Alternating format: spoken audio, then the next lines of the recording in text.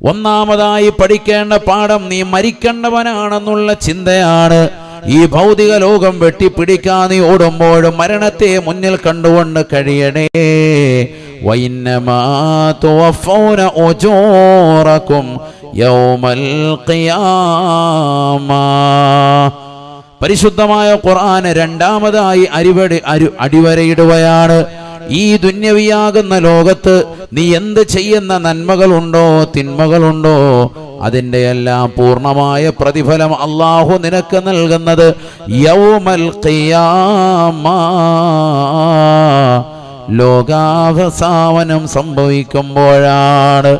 സൂറന്ന കാഹളത്തിൽ ഇസ്രാഫീൽ അലൈഹിസ്സലാമിന്റെ മൂന്നാമത്തെ ഊത്തോടുകൂടി സർവരെയും പുനർജീവിപ്പിച്ച് മഹ്ശറയിലേക്ക് കൊണ്ടുവന്ന് നിർത്തുന്ന ഘട്ടത്തിൽ ഖിയാമത്ത് നാളിൽ അല്ലാഹു സുബ്ഹാനഹു വ തആല ഈ ദുനിയാവിൽ നീ ചെയ്തിട്ടുള്ളതാകുന്ന ഏതെല്ലാം നന്മകളുണ്ടോ സുഹൃതങ്ങളുണ്ടോ ഏതെല്ലാം തിന്മകളുണ്ടോ അതിനെല്ലാം പരിപൂർണമായ പ്രതിഫലം അന്ന് അല്ലാഹു നിനക്ക് നൽകുന്നതാണ്. ഈ ദുനിയാവിൽ ചെയ്യുന്ന നന്മകൾക്ക് ഒരുപക്ഷേ ദുനിയാവിൽ വെച്ചുകൊണ്ട് തന്നെ നിനക്ക് പ്രതിഫലം ലഭിക്കാം.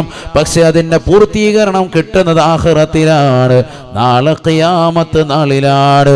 ഈ ദുനിയാവിൽ നീ ചെയ്യുന്ന ചില നീചങ്ങൾക്ക്, ചില നീചമായ പ്രവർത്തനങ്ങൾക്ക് ഈ ഭൗതിക ലോകത്ത് തന്നെ ശിക്ഷകൾ ഉണ്ടാവാം. പക്ഷെ അതിന്റെ പരിപൂർണമായ തിക്തമാകുന്ന പ്രതിഫലം നൽകപ്പെടുന്നതും നാളെ ആഖിറത്തിലാണ്. വഇന്നമാ തുവഫൗന ഉജൂറകും യൗമൽ ഖിയാമ. പരിശുദ്ധമായ ഖുർആൻ വീണ്ടും ഓർമ്മപ്പെടുത്തുകയാണ്. മൂന്നാമതായി ആരാണ് വിജയി എന്നറിയണോ മനുഷ്യ മാനവ? ഭൗതിക ലോകത്ത് ധാരാളം കെട്ടിട സമുച്ചയങ്ങൾ ഉള്ളവനല്ല. കൈതോട് പഞ്ചായത്തിലോ കൈതോട് മുനിസിപ്പാലിറ്റിയിലോ കൈതോടുള്ളതാകുന്ന പരിസരങ്ങളിലോ ഏതെങ്കിലും ഒരു സ്ഥലത്തോ നിലമേൽ ടൗണിലോ 10 മുറി കടമുറി വാങ്ങി കൂട്ടുന്നവനല്ല. വലിയതാകുന്ന സൗഭാഗ്യമുണ്ടാക്കി തീർക്കുന്നവനല്ല. ഏക്കർ കണക്കിന് ഭൂമികൾ അവൻ ചന്ദ്രനിൽ വാങ്ങിച്ചു കൂട്ടുന്നവനല്ല. ഇന്ന് ചന്ദ്രനിലേക്ക് ജനങ്ങൾ ചേക്കേറുകയാണ്. 2045 രൂപ അടച്ചു കഴിഞ്ഞാൽ കൃത്യമായി 1 ഏക്കർ ഭൂമി പതിച്ചു കൊടുക്കുകയാണ് ചന്ദ്രനിൽ. അതിനുവേണ്ടി ഓൺലൈനിൽ മത്സരിച്ചു കൊണ്ടിരിക്കുന്ന കാലഘട്ടമാണ്. അവിടെ ഭൂമി വാങ്ങിച്ചു കൂട്ടലുകൊണ്ടോ നീ വിജയിച്ചവനാകുകയില്ല. വഇന്നമാ തുവഫൂന ഉജൂറകും യൗമൽ ഖിയാമ فمن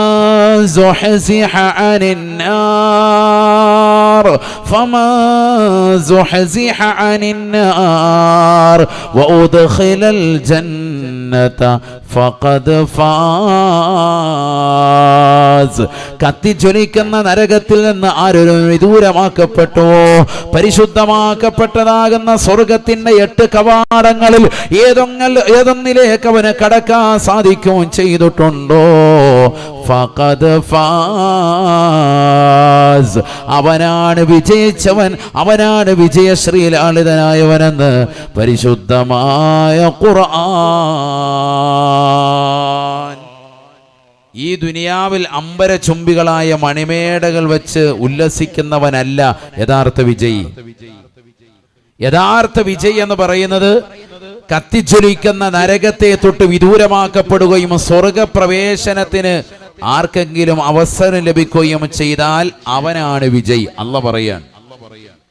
10ാം ക്ലാസ് ഒരു ഫുൾ A+ കിട്ടി, +2 മുഴുവൻ A+ കിട്ടി, BA-ക്ക് ജയിച്ചു, MA-ക്ക് ജയിച്ചു, അല്ലെങ്കിൽ അവൻ ഡോക്ടറേറ്റ് എടുത്തു. ഇതൊക്കെ ഭൗതിക ലോകത്തെ വിജയിയാണ്.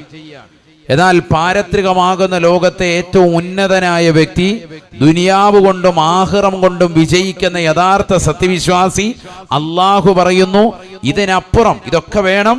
ഇതിനപ്പുറം ഫമൻ സുഹ്സിഹ അനിൻ നാരി, നരകത്തെ തൊട്ട് വിദൂരമാക്കപ്പെടുന്ന അവസ്ഥയുണ്ടാവി. വഉദ്ഖിലൽ ജന്ന, സ്വർഗത്തിൽ കടക്കാൻ അവസരം കിട്ടി. ഫഖദ് ഫാസ, അവനാണ് യഥാർത്ഥ വിജയി. അല്ലാഹു പറയാൻ. ഞാൻ ചോദിക്കട്ടെ, ഈ ഇരിക്കുന്ന ഓരോരുത്തരും കൈതോടുള്ള മുഴുവൻ സഹോദര സഹോദരിമാരോടും എന്നോടും നിങ്ങളോടും ചോദിക്കുന്നു, ആ നരകത്തിൽ നിന്ന് മോചനപത്രം നമുക്കൊക്കെ ലഭിച്ചിട്ടുണ്ടോ സഹോദരങ്ങളെ? നമുക്ക് ആർക്കെങ്കിലും അവകാശപ്പെടാൻ പറ്റുമോ സ്വർഗത്തിൽ നാം പ്രവേശിച്ചു നമ്മുടെ പ്രവർത്തനങ്ങൾ കൊണ്ട്, പ്രത്യേകിച്ച് ഇക്കാലത്ത് നമ്മുടെ ചെയ്തികൾ കൊണ്ട്? നമ്മൾ എവിടെയാണ് എത്തിച്ചേരുക? ഒന്ന് ചിന്തിച്ചു നോക്കിൻ. ഇന്നത്തെ മനുഷ്യന്റെ, പ്രത്യേകിച്ച് മുസ്ലിം സമുദായത്തിന്റെ പോക്ക് എങ്ങോട്ടാണ്? ഏതെല്ലാം നന്മകളിലാണ് നമ്മൾ കൃത്യമായി ശ്രദ്ധ ചെലുത്തുന്നത്? ഏതെല്ലാം തിന്മകളാണ് നാം കൃത്യമായി ചെയ്തുകൊണ്ടിരിക്കുന്നത്, ഫോക്കസ് ചെയ്തുകൊണ്ടിരിക്കുന്നത്? ഒന്ന് ചിന്തിക്കിൻ. എത്ര നന്മ നമ്മൾ ഇന്നത്തെ ഒരു ദിവസം ചെയ്തു? ഇന്നൊരു ദിവസം സുബഹി തന്നെ ജമാഅത്തായി നിസ്കരിച്ച പുരുഷന്മാർ എത്ര പേർ? സുബഹി തന്നെ അവ്വൽ വഖത്തിൽ നമസ്കരിച്ചതാകുന്ന സഹോദരിമാർ എത്ര പേർ? ളുഹറും അസറും മഗ്രിബും കൃത്യമായി ജമാഅത്തുകൾ ശ്രദ്ധ വെച്ചിട്ടുള്ള മോമിനീങ്ങൾ എത്ര ആളുകൾ നമ്മുടെ കൂട്ടത്തിലുണ്ട്? നമസ്കാരങ്ങളെ ചിട്ടവെച്ച എത്ര ഉമ്മമാർ, എന്റെ ശബ്ദം ശ്രവിക്കുന്ന മർഹബ ഓഡിറ്റോറിയത്തിലിരിക്കുന്ന പ്രിയപ്പെട്ട സഹോദരിമാരുണ്ട്? ഒന്ന് ചിന്തിക്കൻ. നമ്മൾ ചെയ്തിട്ടുള്ള നന്മകൾ എത്രയാണ്, തിന്മകൾ എത്രയാണ്? അള്ളാഹു നമ്മളെ കാത്തു സംരക്ഷിക്കുമാറാവട്ടെ. എടുത്തു പരിശോധിച്ചാൽ വളരെ കുറവാണ്. നമ്മൾ തന്നെ ഉറപ്പിക്കും നരകത്തിൽ ഉറപ്പാണ്. പിന്നെ ഇനി എന്നാണ് നന്നാവുക? താടി രോമങ്ങൾ പരിപൂർണമായി കറുത്തത്, അത് നര വന്നത് വീണ്ടും എടുത്ത് കറുപ്പിക്കാൻ, ഈ ഒരു അവസ്ഥയിലേക്ക് നമ്മൾ മാറിയിരിക്കുകയാണ്. അള്ളാഹു നമ്മളെ കാത്ത് സംരക്ഷിക്കട്ടെ. നരച്ച താടിയും നരച്ചതാകുന്ന രോമകൂപങ്ങളും കറുപ്പിക്കാൻ വേണ്ടി മത്സരിക്കുന്നതാകുന്ന ഉപ്പമാരുള്ള കാലഘട്ടത്തിലൂടെയാണ്, ഉമ്മമാരുള്ളതാകുന്ന സഹോദരിമാരുള്ള കാലഘട്ടത്തിലാണ് നാം ജീവിക്കുന്നത്. എന്ന് പറഞ്ഞാൽ എന്നും യുവാവായി തന്നെ നിലകൊള്ളണം എന്ന നിലയിൽ. ഹറാമാണെന്ന് വ്യക്തമായി അവൻ അറിയാം. ഈ ചെയ്യുന്നത് നിഷിദ്ധമാണ്, മുഅ്മിനിനെ ചേർന്നതല്ല ഈ ഡൈ ചെയ്യലെന്ന് വ്യക്തമായിട്ടറിയാം. എന്നിട്ട് പോലും അവൻ വീണ്ടും ആ തെറ്റുകൾ ആവർത്തിച്ചു കൊണ്ടിരിക്കുകയാണ്. അള്ളാഹു നമ്മളെ കാത്തു സംരക്ഷിക്കട്ടെ. ആദ്യമായി നരവന്ന സയ്യിദുന ഇബ്രാഹിം നബി അലൈഹിസ്സലാം പടച്ച റബ്ബിനോട് ചോദിച്ചു, അല്ലാഹുവേ മാ ഹാദാ, ഇതെന്താണ്? അല്ലാഹു സുബ്ഹാനഹു വ തആല ബഹുമാനപ്പെട്ടതാകുന്ന ഇബ്രാഹിം നബി അലൈഹിസ്സലാമിനോട് പറഞ്ഞു, ഹാദിഹി വഖാറുൻ, ഇത് ഗാംഭീര്യത്തെ കുറിക്കുന്നതാണ്. ഇബ്രാഹിമേ, ഇത് ഗാംഭീര്യത്തെ കുറിക്കുന്നതാണ്. സയ്യിദുനാ ഇബ്രാഹിം നബി അലൈഹിസ്സലാം ഉടനെ ദുആ ചെയ്യുകയാണ്, അല്ലാഹുമ്മ സിദ്നി വഖാറാ.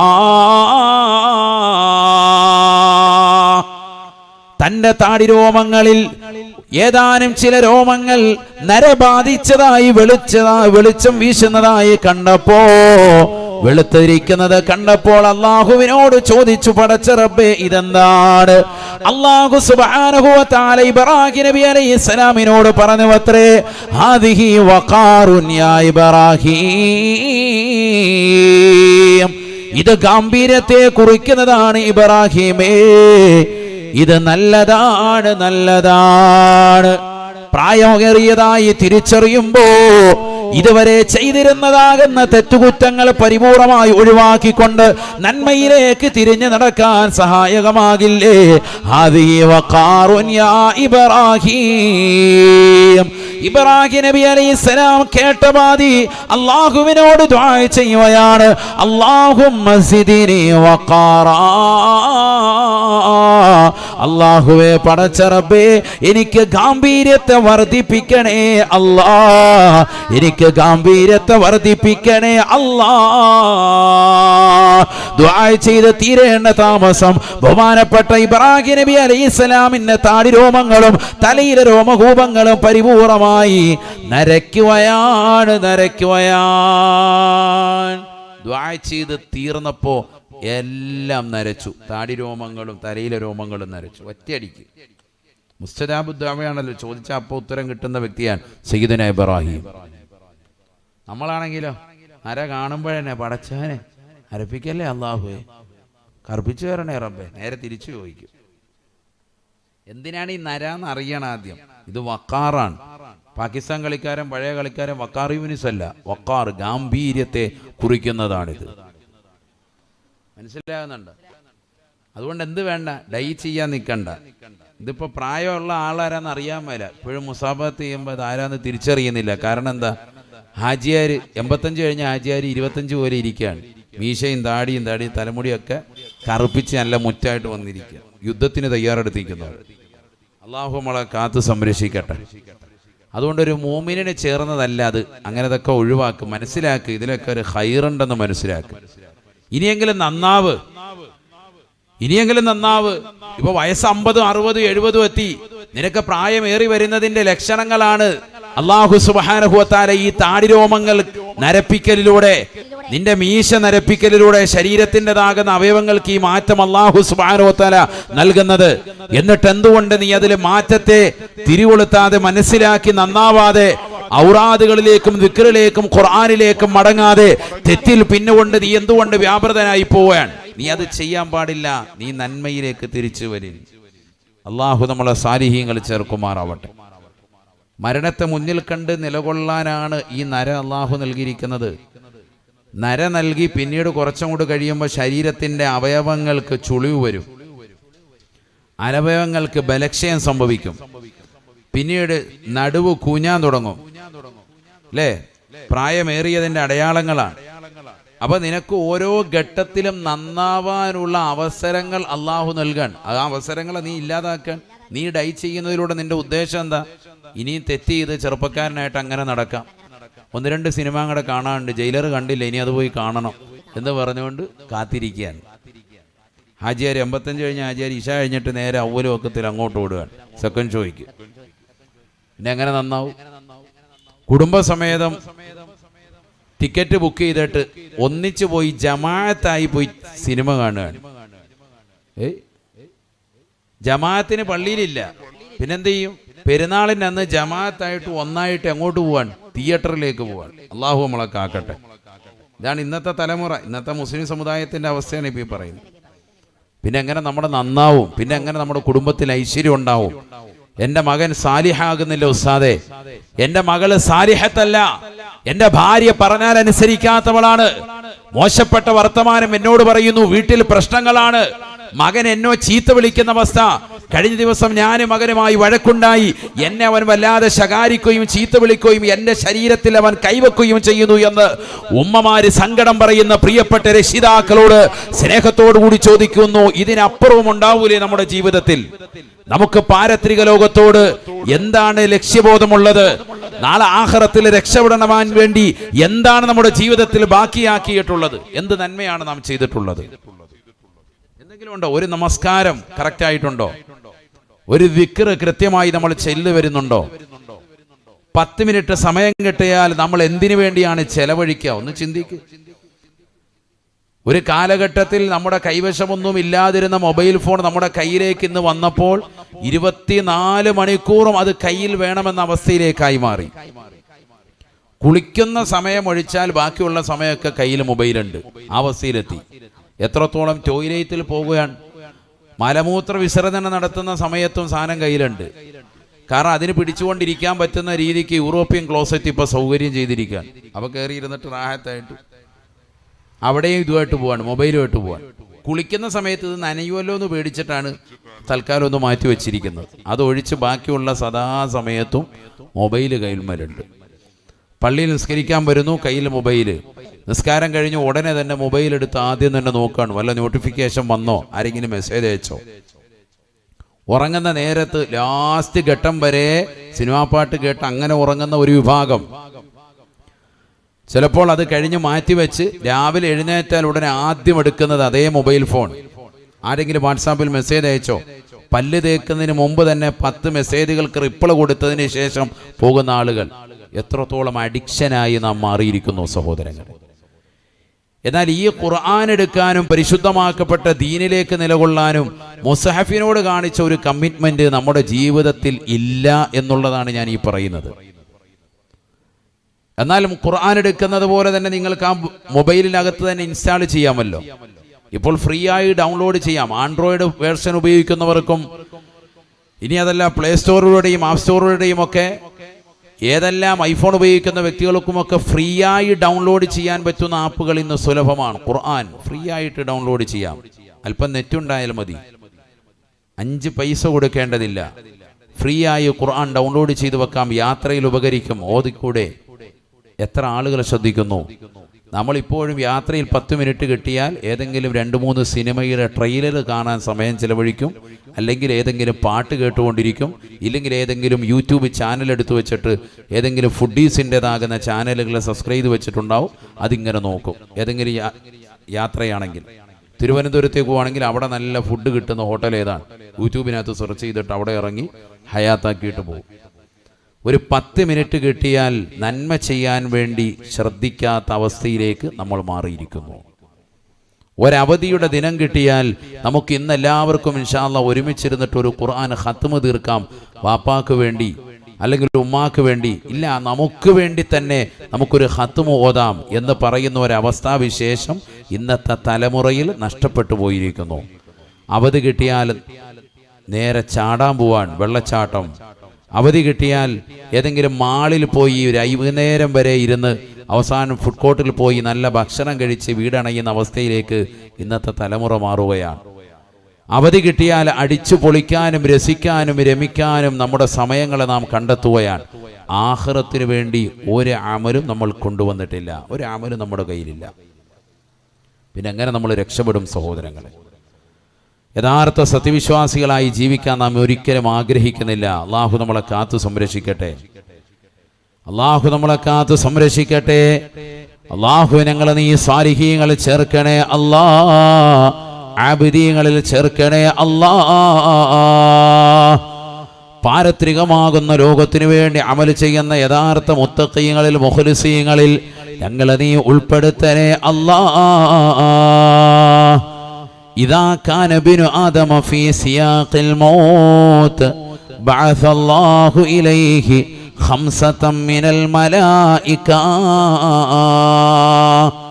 നബിയുനാ റസൂലുള്ളാഹി സ്വല്ലല്ലാഹു അലൈഹി വസല്ലമ തങ്ങൾ ഉറപ്പെടുത്തുകയാണ്, ഇദാ കാന ബിനു ആദമ ഫീ സിയാഖിൽ മൗത്ത്, മരണാസന്നനാകുന്ന വ്യക്തിയുടെ അടുക്കലേക്ക് അല്ലാഹു സുബ്ഹാനഹു വ തആല ബഅസല്ലാഹു ഇലൈഹി 5 മിനൽ മലായിക,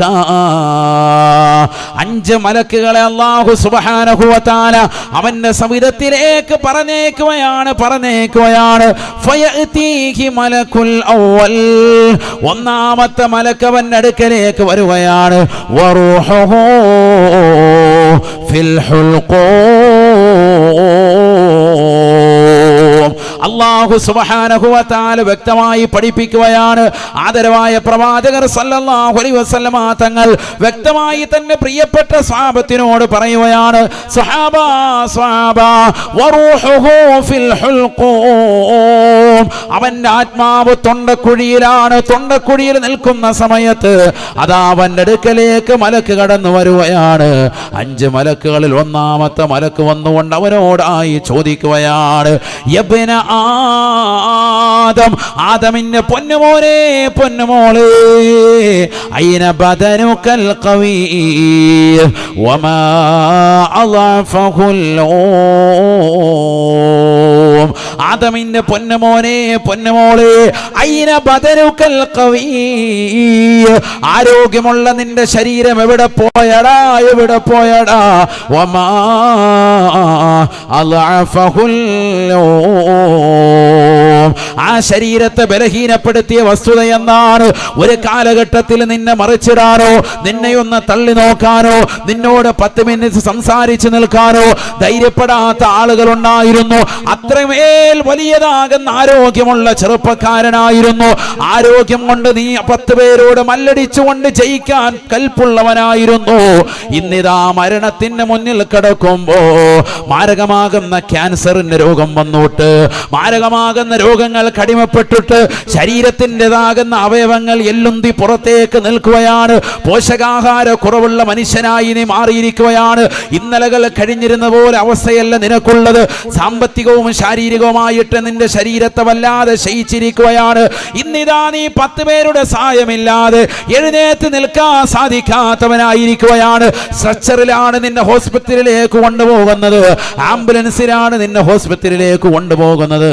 അവിടെ നിന്ന് സ്ട്രെച്ചറിൽ എടുത്തിട്ടാണ് ആളുകൾ കൊണ്ടുപോയി ഹോസ്പിറ്റൽ അകത്തളത്തിലേക്ക് കൊണ്ടുപോകുന്നത്.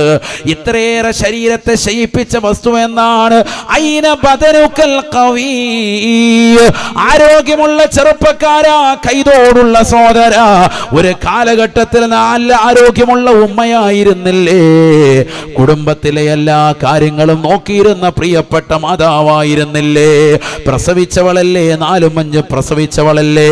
ഭർത്താവിന്റെ കാര്യങ്ങൾ കാര്യങ്ങൾ ശ്രദ്ധിച്ചിരുന്നവളല്ലേ? മക്കളുടെ കാര്യങ്ങൾ ശ്രദ്ധിച്ചിരുന്നവരല്ലേ? ഭർത്താവില്ലാത്ത സമയത്ത് കുടുംബത്തിന്റെ സർവ്വകാര്യങ്ങളും, പ്രവാസിയാകുന്ന ഭർത്താവ് പ്രവാസ ലോകത്തുള്ള സമയത്ത് പോലും നാട്ടിലെ എല്ലാ കാര്യങ്ങളും ശ്രദ്ധ പതിപ്പിച്ചുകൊണ്ട് ഓടി നടന്നവളല്ലേ? എത്രയോ പ്രയാസങ്ങൾ സഹിച്ചുകൊണ്ട് കുടുംബത്തെ പോറ്റിയവളല്ലേ?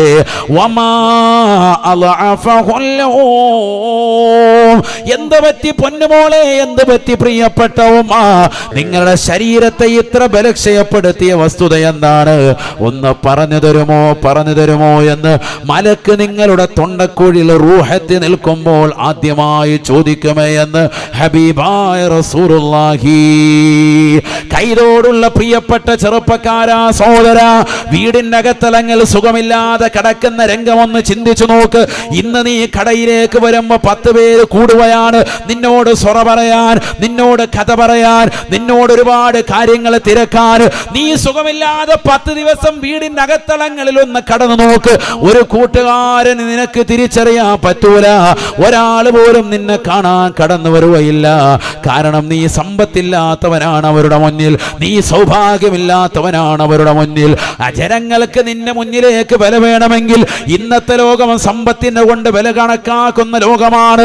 സമ്പത്തില്ലാത്തൊരവസ്ഥയിൽ നീ ജീവിക്കുകയാണ് എങ്കിൽ, നീ രോഗാതുരമാകുന്ന അവസ്ഥയിൽ കടന്നാൽ ഒരാൾ പോലും നിന്നെ തിരിഞ്ഞു നോക്കാനുണ്ടാവുകയില്ല. ഒരാൾ പോലും നിനക്ക് ശുശ്രൂഷ നൽകാനോ ബന്ധപ്പെട്ട ഹോസ്പിറ്റലിൽ കൊണ്ടുപോകാനോ പറയാൻ പോലും വരുകയില്ല. എന്തിന് ഹോസ്പിറ്റലിൽ പോകണം? എന്തിന് ഭക്ഷണം നൽകണം? ഒരാശ്വാസത്തിന്റെ തെളിനീര് നയിക്കുന്ന ഒരു വചനം പോലും നിന്റെ അടുക്കൽ വന്ന് പറയാൻ ഒരാൾ പോലും ഉണ്ടാവുകയില്ല. ആ ഒരു ലോകത്തിലേക്കാണ് ഇന്നത്തെ തലമുറ മാറിയിരിക്കുന്നത്. സ്വന്തം ഭാര്യ പോലും ഉസ്താദുമാരെ വിളിച്ചിട്ട് പറയുകയാണ്, ഉസ്താദ് എന്റെ ഭർത്താവ് ഒന്ന് മരിച്ചു കിട്ടാൻ ദുആ ചെയ്യണം. കാരണം നോക്കി നോക്കി മടുത്തു, എന്റെ വാപ്പയെ നോക്കി മടുത്തു, എന്റെ ഉമ്മയെ നോക്കി മടുത്തിട്ടുണ്ട്. ഒന്ന് മരിച്ചു കിട്ടിയാൽ മതിയായിരുന്നു ഈ സലാമത്തായി മരിക്കാൻ. ഞാനൊരു ആടിനെ നേരാം, ഞാനൊരു പോത്തിനെ നേരാം എന്ന് പരസ്യമായി വിളിച്ചു പറയുന്ന ഉമ്മമാരും ഉപ്പമാരുള്ള കാലഘട്ടത്തിലാണ് ആധുനിക തലമുറ പോകുന്നത്. അത്രയേറെ മടുത്തിരിക്കുന്ന ഘട്ടമാണ്. അതുകൊണ്ട് പ്രിയപ്പെട്ട മുസ്ലിമേ, അള്ളാഹു നിനക്ക് നൽകിയിരിക്കുന്നതായ വലിയ സൗഭാഗ്യമാണ് ആരോഗ്യം. ആ ആരോഗ്യമുള്ള കാലഘട്ടത്തിൽ നമസ്കാരങ്ങൾ ചിട്ടവെച്ച്, നോമ്പുകൾ കൃത്യത വെച്ച്, പാപങ്ങളുടെ കണ്ണീരപ്പി, നിരാലംബര കവലംബമായി നിരാശ്രയർക്ക് ആശ്രയത്വം കൊടുത്ത് KYF-ന്റെ പ്രവർത്തകരോടൊപ്പം നെഞ്ചോട് ചേർന്ന് നിന്ന് കൈതോടിന്റെ സ്പന്ദനം അറിഞ്ഞുകൊണ്ട് ഒരുപാട് ഹൈറായ പ്രവർത്തനങ്ങൾക്ക് നാന്ദി കുറിക്കാൻ ചെറുപ്പക്കാരാ നിനക്ക് സാധിക്കണം. ഇല്ലെങ്കിൽ ആഖിറത്തിൽ പടച്ചറബിന്റെ ദർബാറിലെത്തുമ്പോ നീ കൈകടിക്കേണ്ടി വരുന്നവനായി മാറും. നിന്നെ സഹായിക്കാൻ ഒരാളും ഉണ്ടാവുകയില്ല. ഈ ലോകത്ത് നിന്ന് നീ വിട പറയുന്ന ഘട്ടത്തിൽ തൊണ്ടക്കുഴിയിലേക്ക് റൂഹത്ത് നിൽക്കുന്ന സമയത്ത്, കൈകാലിട്ടടിക്കുന്ന സമയമാണ്, വേദന കൊണ്ട് പൊളയുന്ന നേരമാണ്, ഒരാളും തിരിഞ്ഞു നോക്കാനില്ലാത്ത സമയം. തന്റെ കുടുംബക്കാരുണ്ട്, ബന്ധുക്കളുണ്ട്, അയൽവാസികളുണ്ട്, നാട്ടുകാരുണ്ട്, കൂട്ടുകാരുണ്ട്, എല്ലാവരും നിന്റെ കാൽച്ചുവട്ടിൽ വന്ന് നിലകൊള്ളുകയാണ്. നിന്റെ അടുക്കൽ വന്നുകൊണ്ടവർ വർത്തമാനം പറഞ്ഞുകൊണ്ട് നിലകൊള്ളുകയാണ്. ഈ സമയത്ത് വേദന കൊണ്ട് പൊളയുന്ന നിന്നെ സംബന്ധിച്ചിടത്തോളം മാനസികമായി വിഭ്രാന്തിപ്പെടുന്ന ഈ ഘട്ടത്തിൽ ഒന്നാമതായി മലക്ക് നിന്നോട് ചോദിക്കുകയാണ്, ആദമിന്റെ പൊന്നുമോനെ, അയിന ബദനുകൽ ഖവീ, ആരോഗ്യമുള്ള നിന്റെ ആരോഗ്യം എവിടെ പോയടാ? നീ ഒരു കാലഘട്ടത്തിൽ വലിയ ജിംനേഷ്യത്തിൽ പോയി സിസ്പായ്ക്കുള്ളവനായിരുന്നല്ലോ, ആരോഗ്യ ദൃഢഗാത്രനായിരുന്നല്ലോ. രാവിലെ തന്നെ സുബഹിക്ക് മുമ്പ് എഴുന്നേറ്റുകൊണ്ട് കിലോമീറ്ററുകളോളം നടന്നിട്ട് ശരീരത്തിന്റെ കൊളസ്ട്രോൾ മുഴുവൻ ഉരുക്കിക്കളഞ്ഞ് നല്ല ആരോഗ്യവതിയാകുന്ന സഹോദരിമാരായിരുന്നല്ലോ. എന്തേ പെങ്ങളെ, എന്തേ ചെറുപ്പക്കാരാ ഇന്ന് നിനക്ക് കൈകാലുകൾ അനക്കാൻ പറ്റാത്തത് എന്ന് മലക്ക് നിന്നോട് ചോദിക്കുമേ. മറുപടി കണ്ടെത്തണേ എന്ന് ഹബീബ് മുഹമ്മദ് മുസ്തഫ സല്ലല്ലാഹു അലൈഹി വസല്ലം. അതിനെന്ത് മറുപടി കൊടുക്കും? അതിനുള്ള മറുപടി എന്ത്? നമ്മുടെ കൈവശമുള്ള മറുപടി എന്ത്? ഒന്ന് ചിന്തിക്കൻ. സുഖമില്ലാതെ കിടക്കാണ് നീ, നിന്റെ ആരോഗ്യമൊക്കെ ക്ഷയിച്ചിട്ടുണ്ട്. ഒരു കാലഘട്ടത്തിൽ നല്ല ആരോഗ്യമുള്ളവനായിരുന്നു. ഒരുപാട് പേരെ പറഞ്ഞും നാവാടിയും വർത്തമാനം പറഞ്ഞും അടിച്ചമർത്തിയും 10 പേര് ഒരുമിച്ച് വന്നാലും ഒറ്റയ്ക്കടിച്ച് യുദ്ധം ചെയ്തവനെ തോൽപ്പിച്ചുമൊക്കെ നല്ല കൈക്കരുത്ത് കാണിച്ചവനാണ്. ഇപ്പം നിനക്ക് അനങ്ങാൻ മേല, സുഖമില്ലാതെ കിടക്കുക. ഹജിയാരെ എന്ത് പറ്റി? ഒമാ അദ്അഫഹുൽ-യൗം, ഇന്ന് നിന്നെ ബലക്ഷയപ്പെടുത്തിയ വസ്തുത എന്താണ്? ഇന്ന് മരണത്തിന്റെ മുന്നിൽ നീ തോറ്റു തുന്നം പാടുകയാണ്. ഇന്ന് നിനക്ക് അനങ്ങാൻ മേല, എല്ലാം പോയി, ആരോഗ്യമൊക്കെ ക്ഷയിച്ചു അല്ലേ? ഈ ഇരിക്കുന്ന എത്ര ആളുകളുണ്ട്, പ്രായമുള്ള ആളുകൾ. ഒരു കാലഘട്ടത്തിൽ എന്തായിരുന്നു? 75ന്റെ ചാക്കെടുത്ത് ചുമടിൽ വെച്ചുകൊണ്ട് ചുമന്ന് നടന്നവർ, ഏത് പണിയുമെടുക്കാൻ താല്പര്യപ്പെട്ട് നിലകൊണ്ടിരുന്നവർ, എത്ര കിലോമീറ്ററുകൾ നടക്കാൻ ധൈര്യപ്പെട്ടിരുന്നവർ, ഇവിടുന്ന് തിരുവനന്തപുരവും കൊല്ലത്തേക്കോ എങ്ങോട്ട് കൊട്ടാരക്കരയ്ക്കോ എങ്ങോട്ട് വേണമെങ്കിലും നടന്ന് സഞ്ചരിച്ചിരുന്നവർ, കിലോമീറ്ററുകളോളം നടന്ന് സഞ്ചരിച്ച ആളുകൾ ഇന്ന് 5 മിനിറ്റ് പോലും നടക്കുമ്പോൾ കിതയ്ക്കുകയാണ്, ശ്വാസം മുട്ടുവരികയാണ്, ആരോഗ്യം ക്ഷയിച്ചു, മാരകമാകുന്ന രോഗങ്ങൾ. കോവിഡ് വന്നതിൽ പിന്നെ ഇങ്ങോട്ട് പലർക്കും മാനസികമായും ശാരീരികമായും അസ്വസ്ഥതകളും പ്രയാസങ്ങളും നിറഞ്ഞിരിക്കുന്ന ഒരു കാലഘട്ടം. ഒരു ഭാഗത്ത് സമ്പത്ത് കുറഞ്ഞതാകുന്ന കച്ചവടക്കാർ അവരുടെ കണ്ണീരൊലിപ്പിച്ചുകൊണ്ട് വർത്തമാനം പറയുന്ന കാലഘട്ടം. മറ്റൊരു ഭാഗത്ത് ആരോഗ്യത്തിന്റെ പ്രശ്നം പറയുന്ന ധാരാളം ഉമ്മമാർ, 40 കഴിഞ്ഞവർ, ശ്വാസം മുട്ടുണ്ട്, ബുദ്ധിമുട്ടുണ്ട്, പ്രയാസമുണ്ട് എന്നൊക്കെ പറഞ്ഞ് ഇപ്പോഴും അസുഖബാധിതരായി തളർന്നു കിടക്കുന്ന ആളുകൾ, പലവിധ രോഗങ്ങൾക്ക് അടിമപ്പെട്ടവർ എത്രയോ ആളുകളാണ്. കിഡ്നി സംബന്ധമായ രോഗം, അള്ളാഹു പരിപൂർണ ശിഫാ നൽകി അനുഗ്രഹിക്കട്ടെ. ഒന്ന് ആമീൻ പറയും സഹോദരങ്ങളെ, ഉറക്കെ പറയും. അള്ളാഹു നമുക്ക് പരിപൂർണ ശിഫാ നൽകി അനുഗ്രഹിക്കട്ടെ. അള്ളാഹു പരിപൂർണ ശിഫാ നൽകി അനുഗ്രഹിക്കട്ടെ. എപ്പോഴാണ് രോഗം വരിക, ഏത് സമയത്താണ് രോഗം വരിക, ആർക്കും തീർച്ചപ്പെടുത്താൻ പറ്റൂല. ഈ കഴിഞ്ഞ ദിവസം ഒരു ചെറുപ്പക്കാരൻ വിളിച്ചു. ആ സഹോദരൻ പറയുന്നു, ഇടയ്ക്കിടയ്ക്ക് വിളിക്കുകയും സംശയങ്ങൾ ചോദിക്കുകയും ചെയ്യുന്ന ഒരു സഹോദരനാണ്. അദ്ദേഹത്തിന്റെ ഒരു കിഡ്നി ട്രബിളിലാണെന്ന് പറയുന്നു. എത്രയും വേഗം അത് നീക്കം ചെയ്തില്ലെങ്കിൽ മറ്റ് കിഡ്നി കൂടി അപകടത്തിലാകും. 2 കിഡ്നിയും തകരാറിലായാൽ മരണം സുനിശ്ചിതമാണ്. ഒന്ന് നീക്കം ചെയ്യണമെന്ന് ഡോക്ടർമാർ പറയുകയാണ്. അതുകൊണ്ട് സാധു ദുആ ചെയ്യണം. നല്ല ആരോഗ്യമുള്ളൊരു ചെറുപ്പക്കാരനായിട്ടാണ് നമ്മുടെ നോട്ടത്തിൽ കണ്ടിരുന്നത്. പക്ഷേ അല്ലാഹു സുബ്ഹാനഹു വ തആല നൽകുന്ന പരീക്ഷണം അറിയുന്നില്ല. സഹോദരങ്ങളെ, ഒരു ചെറിയ പനിയിൽ തുടങ്ങി അത് അവസാനം ന്യൂമോണിയായി മാരകമാകുന്ന രോഗങ്ങളിലേക്ക് എത്തിപ്പെടുന്ന അവസ്ഥാവിശേഷം ഇന്നത്തെ തലമുറയിൽ വ്യാപകമായി കൊണ്ടിരിക്കുകയാണ്. ഇന്നലെ കണ്ട ആളുകളെ ഇന്ന് നേരം വെളുക്കുമ്പോൾ അദ്ദേഹത്തിന്റെ മരണവാർത്തയാണ് നാം കേൾക്കുന്നത്. ഞെട്ടിത്തെരിച്ചു നിൽക്കുകയാണ്. എന്താണ് അദ്ദേഹത്തിന് സംഭവിച്ചത്? ഇന്നലെ രാത്രിയിൽ ഉറങ്ങിക്കിടക്കുന്ന സമയത്ത് സൈലന്റ് അറ്റാക്ക് വന്നു, അദ്ദേഹം മരണപ്പെട്ടു. ഇതാണ് അറിയുന്നത്. ഒരു അസുഖമുള്ളതായിട്ട് അറിയുന്നില്ല. അങ്ങനത്തെ വ്യക്തി കൂടെ കിടക്കുന്ന ഭാര്യ പോലും അറിയാതെ മരണപ്പെടുകയാണ്. കൂടെ കിടക്കുന്ന ഭർത്താവ് പോലും അറിയുന്നില്ല. ഭാര്യ നേരം വിളിക്കുമ്പോൾ, ഇന്നലെ വരെ തന്നെ വിളിച്ചുണർത്തിയെന്നവരെ അങ്ങോട്ട് വിളിക്കുമ്പോൾ എഴുന്നേക്കാൻ പറ്റുന്നില്ല. ഭാര്യ മരണപ്പെട്ടിട്ടുണ്ട്. എപ്പോഴും ഏത് സമയത്തും നാം പ്രതീക്ഷിക്കാം. അതുകൊണ്ട് അഹങ്കരിക്കേണ്ട. അള്ളാഹു നൽകിയ ആരോഗ്യം അവന് വേണ്ടി ചെലവഴിച്ചുകൊണ്ട് നാം നിലകൊള്ളി. അള്ളാഹു തൗഫീഖ് നൽകട്ടെ. ആമീൻ പറയിൻ. അള്ളാഹു തൗഫീഖ് നൽകട്ടെ. അള്ളാഹുവേ, ഞങ്ങളെ നീ സാലിഹീങ്ങൾ ചേർക്കണേ അല്ലാ. അതിനെന്ത് വേണം? ഹനീഫായ മുസ്ലിം ആകണം നാം. നമ്മളിന്ന് ഹനീഫൻ മുസ്ലിമൻ എന്ന് പേരിടുന്നില്ല. ഹനീഫ അണ്ണാന്ന് വിളിക്കും. അത് നമ്മുടെ ഹനീഫ അണ്ണനാണ്. എന്നിട്ട് ഹനീഫയുടെ പ്രവർത്തനം ഇല്ലാതെ വരികയാണ്. അള്ളാഹു നമ്മളെ കാത്ത് സംരക്ഷിക്കട്ടെ. ഹനീഫ് എന്ന് പറഞ്ഞാൽ എന്താ? നമ്മൾ നിസ്കരിക്കാൻ വേണ്ടി കൈകെട്ടും. ഷാഫി മദ്ഹബ് കൈകെട്ടുമ്പോൾ എന്താ ഓത്? വജ്ജഹതു വജ്ഹിയ ലില്ലദീ ഫതറസ് സമാവാതി വൽ അർള് ഹനീഫൻ മുസ്ലിമൻ. ല്ലേ? ഹനീഫൻ മുസ്ലിമൻ. വജ്ജഹതു വജ്ഹിയ, എൻ്റെ മുഖത്തെ ഞാൻ തിരിച്ചു, ലില്ലദീ ഫതറസ് സമാവാതി വൽ അർള്, ആകാശഭൂമികളെ സൃഷ്ടിച്ചതാകുന്ന അള്ളാഹുവിന്റെ മുന്നിലേക്ക് എൻ്റെ മുഖത്തെ ഞാൻ തിരിച്ചു. ഹനീഫൻ മുസ്ലിമാ, ഋജുമാനസനായ മുസ്ലിമായിട്ടാണ് ഞാൻ എൻ്റെ മുഖത്തെ തിരിച്ചിട്ടുള്ളത്. ഹനീഫ് എന്ന് പറഞ്ഞാൽ അതിൻ്റെ വ്യാഖ്യാനം ഇമാമികൾ രേഖപ്പെടുത്തിയത് മാഇലൻ അനിൽ അദിയാനി കുല്ലിഹ ഇലദ്ദീനിൽ ഖയ്യം.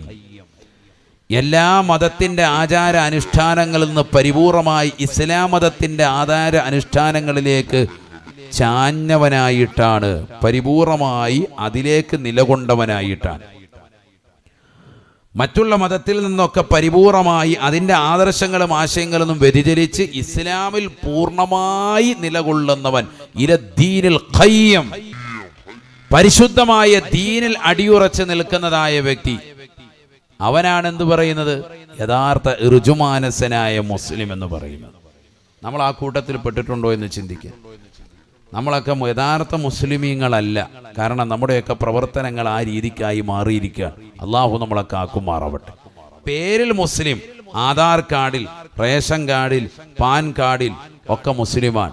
മുസ്ലിം നാമധാരികളായി മാറുകയാണ് യഥാർത്ഥത്തിൽ.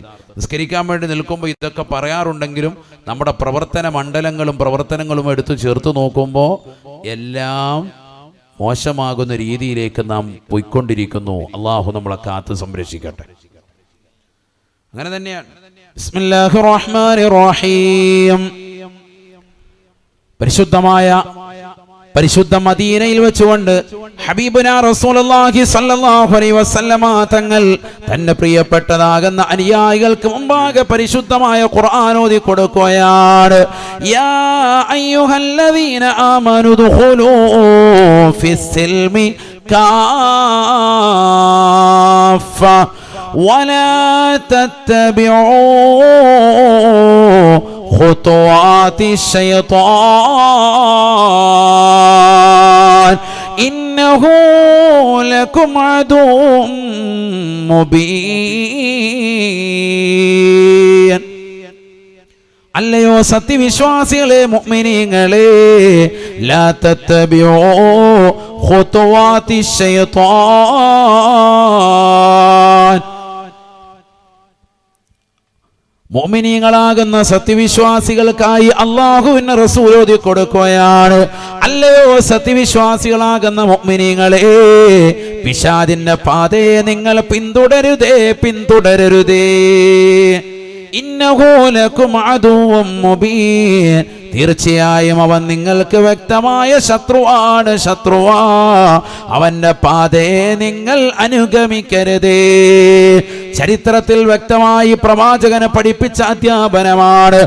അബ്ദുല്ലാഹിബ്നു സലാം റളിയല്ലാഹു അൻഹു എന്ന പ്രസിദ്ധനായ സ്വഹാബി വര്യൻ, അദ്ദേഹം അവിശ്വാസികളുടേതാകുന്ന ആഘോഷ പൊലിമകൾ കാണുമ്പോൾ അതിൽ പങ്കെടുത്തുകൊണ്ട് നിലകൊള്ളാൻ ആഗ്രഹിക്കുന്ന വ്യക്തിയാണ്. യഹൂദികളാകുന്ന ആളുകളിലെ ആചാര അനുഷ്ഠാനങ്ങൾ ജീവിതത്തിൽ കൊണ്ടുവരാൻ ആഗ്രഹിച്ചിരുന്ന വ്യക്തിയാ. വിശ്വാസം പുൽകിയിട്ടുള്ള ആളാണ്. മുഅ്മിനായ മനുഷ്യനാണ്. സത്യവിശ്വാസി ആളാണ്. പുതുവിശ്വാസിയായി ഇസ്ലാം മതത്തിലേക്ക് കടന്നു വന്നതായ സ്വഹാബി വര്യനാ അബ്ദുല്ലാഹിബ്നു സലാം റളിയല്ലാഹു അൻഹു.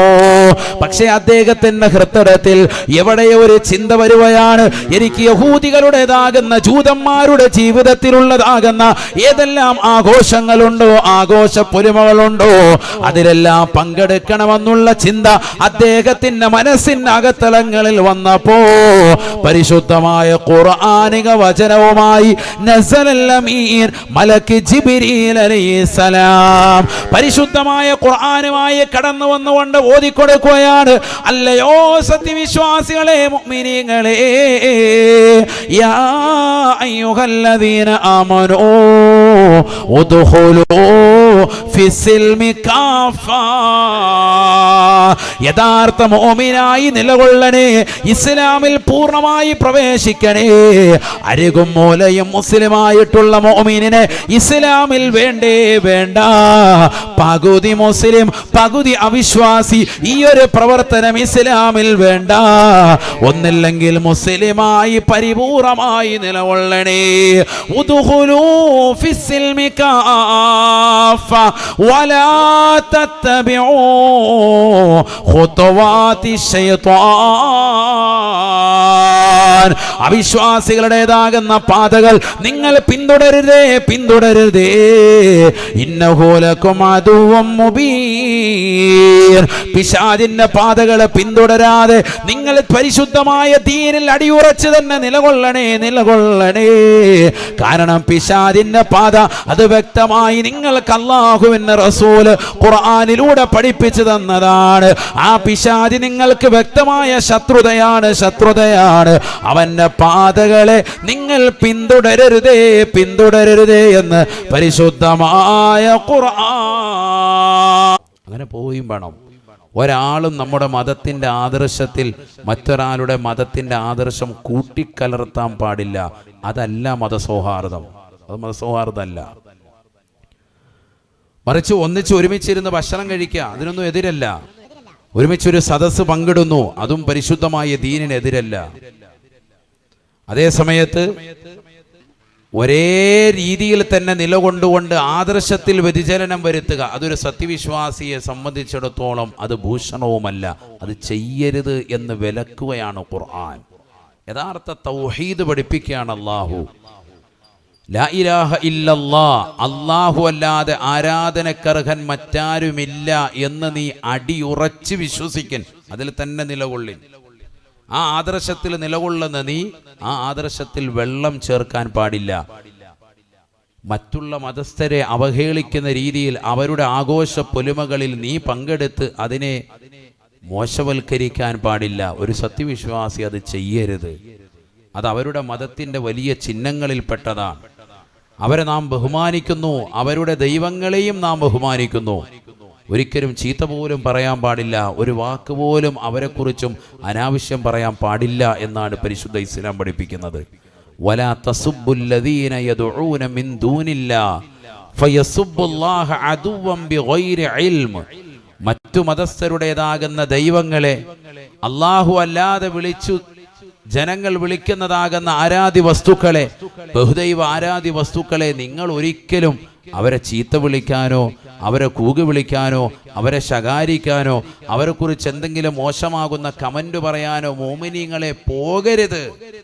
നിങ്ങൾ ആ ഭാഗത്തേക്ക് പോകണ്ട, അവരൊക്കെ അവരുടെ ആദർശവുമായി പോകട്ടെ എന്നാണ് പരിശുദ്ധ ഇസ്ലാം പഠിപ്പിക്കുന്നത്. എത്ര നല്ല കാരുണ്യമാണ്!